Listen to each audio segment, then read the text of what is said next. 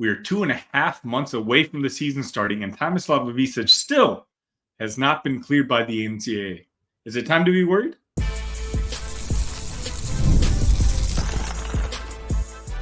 You are Locked On Illini, your daily podcast on the Illinois Fighting Illini.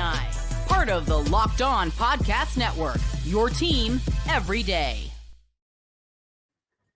Welcome back to another episode of Locked On Illini. Thank you for making us your first listen every single day. We're free and available wherever you find your favorite podcast and on YouTube, part of the Locked On Podcast Network, your team every day. My name is Sunny Verma. You can find me at IlliniCast. You can find me at the Sunny V. It's football week. Officially, the football season gets started on Thursday with the Illini kicking off at 8 p.m. Central against Eastern Illinois. So make sure you hit that notification button, hit that subscribe button. We're going to have a whole bunch of content for you moving forward. We got some interesting topics for today's episode. We're going to be talking about Brad Underwood's comments last week, where he discussed that Tomislav still has not been cleared by the NCAA. Also, over the weekend, the Illini released officially their helmet schedule for this upcoming season, and a couple former Illini players received some unfortunate news in regards to their NFL prospects. Today's episode is brought to you by Ultimate GM. Ultimate College Football Head Coach is a brand new mobile game that is completely free, has no ads, and 100% playable offline. Use the promo code LOCKEDONCFB, all caps, inside the game store to receive a free boost to your program. Begin your coaching legacy today. Okay, first up, we're going to be talking Illini basketball. As per usual, that's what the viewers want. Late last week, Brad Underwood was interviewed by media, and someone had asked him a question about Tomislav Ivisic's status. Now, Tomislav has been on campus and practicing since about July, but apparently, according to Brad, he has still not been cleared by the NCAA.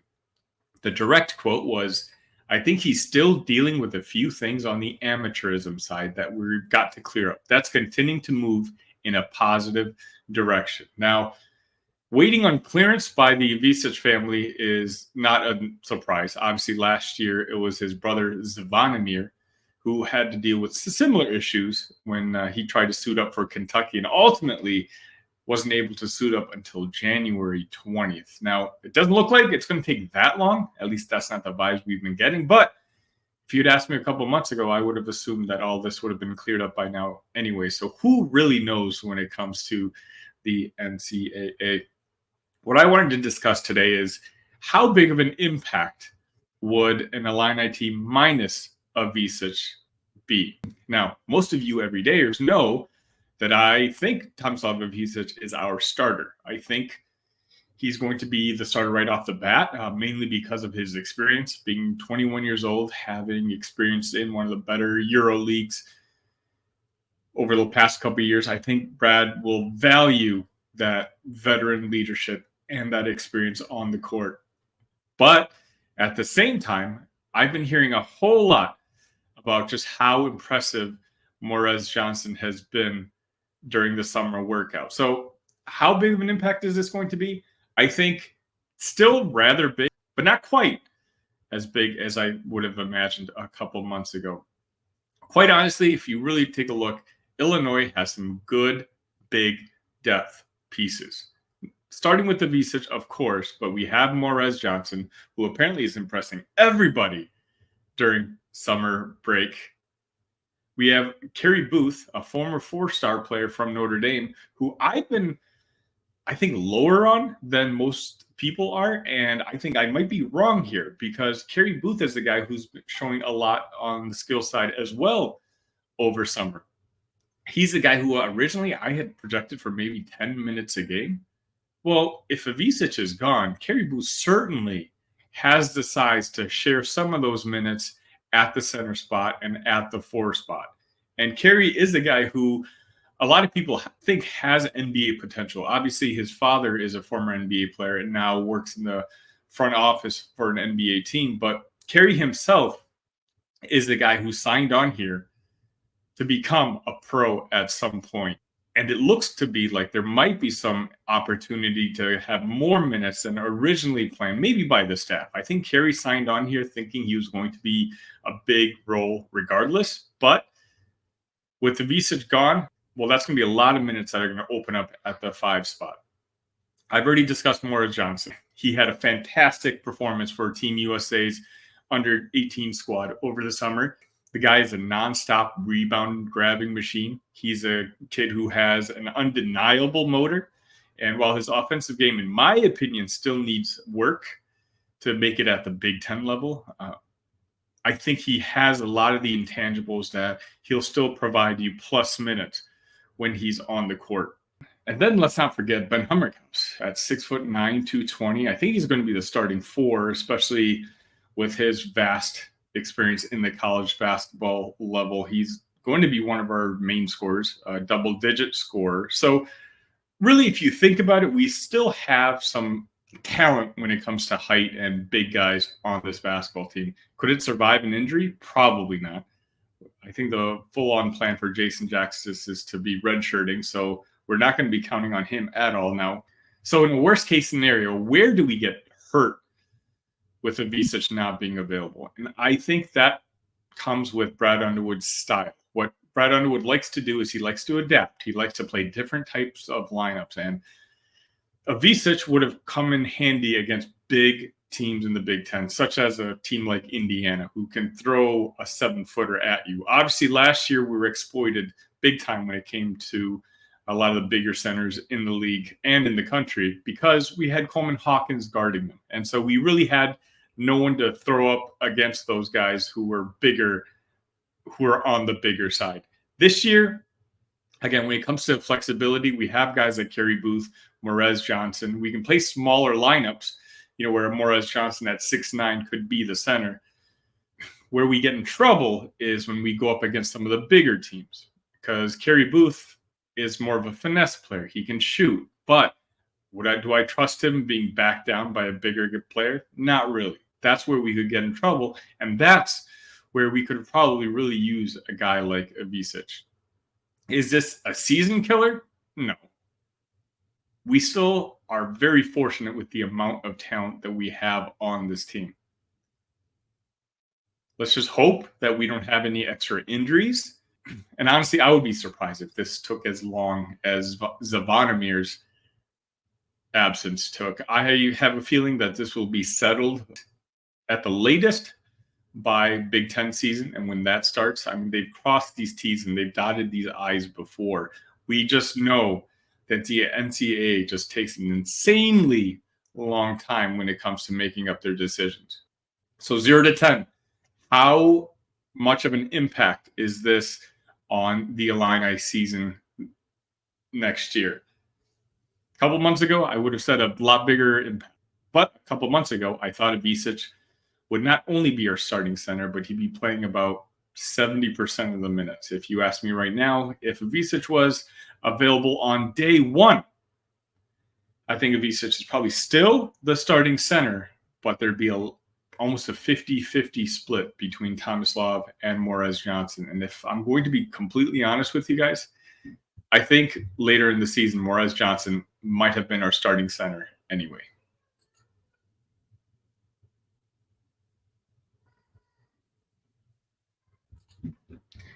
Hey, Locked On Illini fans, I want to take a moment to give you a heads up on a brand new mobile game that I think you're going to love as much as I do, Ultimate College Football HC. In this amazing game and simulation, you get to step into the shoes of a head coach and lead your college football program to glory. Can you imagine actually being the head coach of the Illini? From recruiting players and hiring coaching staff to overseeing training camps and handling school scholarships, you control every crucial detail of your program. It's all in your hands. Will you be able to handle the pressure? And here's what I really love about the game. You're responsible for calling offensive plays during the games. Your strategy will not only determine the success of your football season, but will shape the future and legacy of your program. Ultimate College Football HEC is completely free, has no ads, and is 100% playable offline. You can play on the go, as you want, and when you want to. And of course, we have a special offer for Locked On Illini fans. use the promo code LOCKEDONCFB, all caps, inside the game store to receive a free boost to your program. Make sure to take advantage of this perk as it will get your team off to a strong start. To download the game, just visit ultimate-cfb.com or look it up on the app stores. Ultimate College Football HC. Begin your coaching legacy today.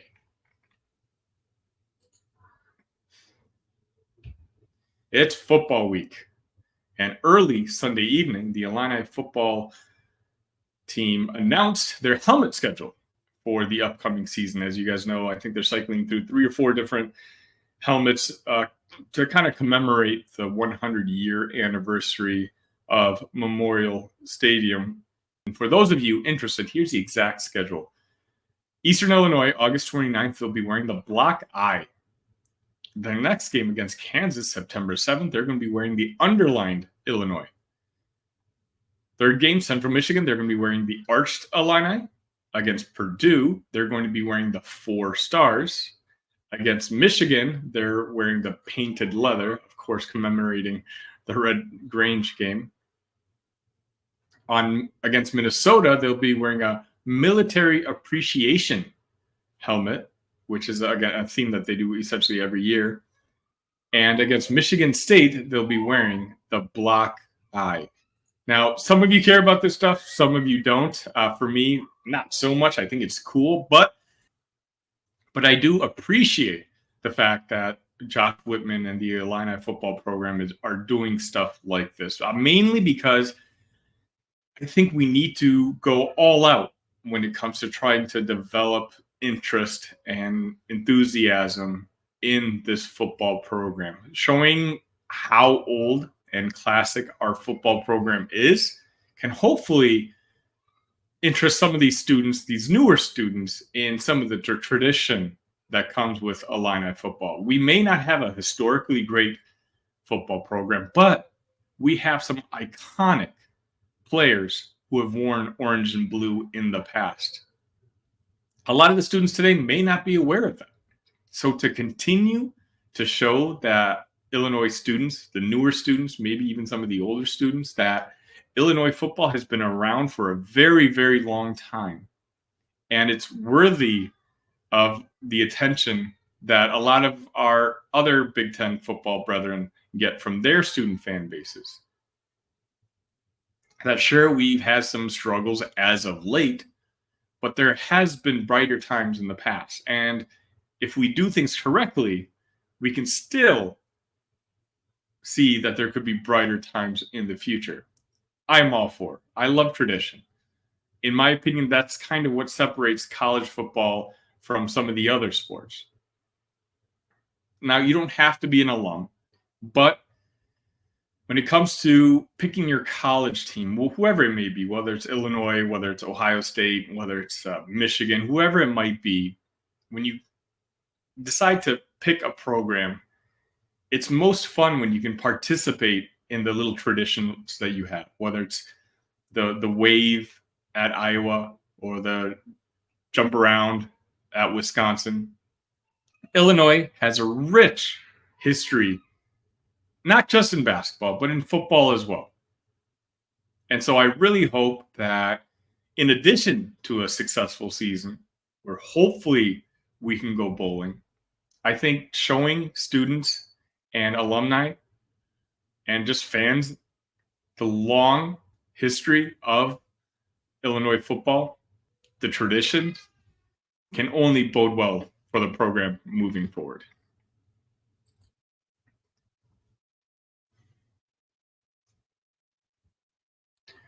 Want to get in shape but have trouble staying motivated? Make 5-hour energy shots part of your lifestyle and get the energy boost you need to get fit. We all know you sometimes do not want to go to the gym. Take a 5-hour energy shot to give you the feeling and alertness so you can get to the gym.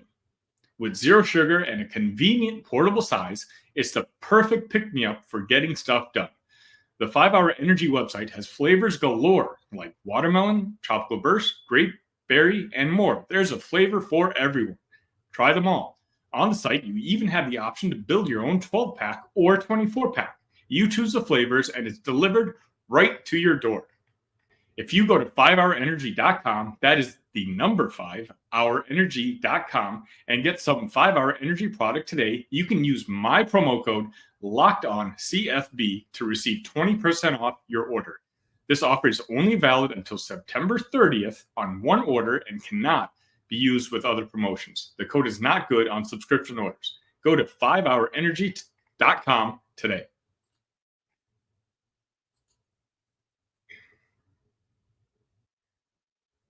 We are a little over 2 weeks until the NFL season kicks off. And while we're still waiting to find out whether Isaiah Williams is able to nab a roster spot with the Detroit Lions, unfortunately, we did get word over the weekend that two of his teammates on last year's Illini team, Keith Randolph and John Paddock, were released by their respective teams. John Paddock had an uphill battle trying to make the Atlanta Falcons. He did okay during the preseason. However, that quarterback room is already pretty packed for Atlanta, and it wasn't too much of a surprise that John wasn't able to make.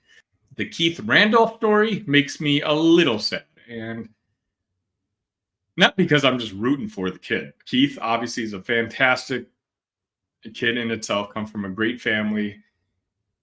He's also one of those guys where it's going to be one of the what-if stories of this upcoming season. Keith was very obviously injured last year, and I was really hoping that ultimately he would decide to come back to the Illini this upcoming season and really show out, collect a healthy NIL paycheck, show that he's healthy, and then maybe have a potential to make a better impression on an NFL team with his tape. Had he done so, this defensive line that I'm so worried about all of a sudden becomes one of the strengths of the college football team.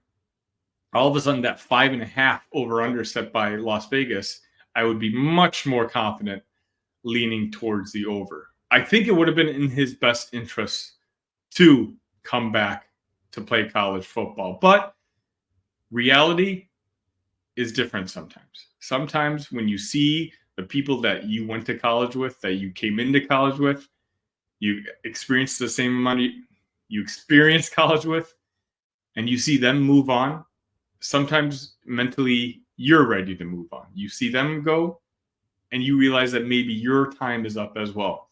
Maybe that's exactly how Keith Randolph felt. Do I wonder if he might wish that he could kind of go back in time and change his decision now? Sure. As some of you know, I do cover the Chicago Bears for On Tap Sports. And so I'm pretty well involved with a lot of the Chicago Bears media in town as well. And so I was begging to try to find a nugget here and there to talk about Keith Randolph and his chances of making the Chicago Bears. And ultimately, I just could never find one. There was no one who I talked to who really seemed optimistic about it. And trust me, if I have a chance to combine Illinois content with Chicago Bear content, two of the loves of my life, I absolutely would have. But I couldn't. And now you kind of see why. He had a so-so offseason. Wasn't very memorable in the preseason games where the Bears went undefeated. Keith is a guy who I'm hoping can latch on somewhere and make a little NFL money before he decides to move on and do whatever else his heart desires. But I can't help but wonder how good he would have been being the headliner on that defensive line this upcoming season. How important of a piece he could have been to relaxing some of the concerns that all of us have on the defensive side of the football this year. But regardless, however this story turns out, we have nothing but eternal gratitude towards Keith and his time here at the Illini. And here at Locked On Illini, we wish him nothing but the best moving forward. That's going to just about wrap it up for today's episode of Locked On Illini. While you're here, on your way out, please hit that like button, hit that subscribe button. I didn't check the analytics this morning, so I actually don't know what percentage of you are not subscribed to this, that watch me essentially every single day. Again, I appreciate it. but you have no idea how much you can help me out with a simple hit of that subscribe button. A lot of you have that. Also, hit that notification button. Anytime we have a new commit, whether it's college football or college basketball, I'll go live essentially immediately. This is going to be your one-stop shop for daily, yes, every single day content of your Illini, whether it's basketball, football, or if there's another sport you want me to cover, just let me know in the chat. I'd love to hear. And I'll do my best to, if I don't know enough about the sport, either I'll start doing my own research or I'll bring on an expert so that I can guarantee you guys get the best type of content. My name is Sunny Verma. Big week ahead here at Locked On Illini. Stay tuned. Coverage for the Eastern Illinois game will start tomorrow. On your way out, thank you for making Locked On Illini your first listen today. Now go check out the Locked On College Football podcast. From NIL deals to never-ending conference realignment rumors, Spencer McLaughlin gets you ready for an exciting season on the gridiron. You can find the link to Locked On College Football in the description so you don't need to search. Part of the Locked On Podcast Network, your team every day. That'll be it for today. We'll catch you tomorrow. ILL. Love you guys.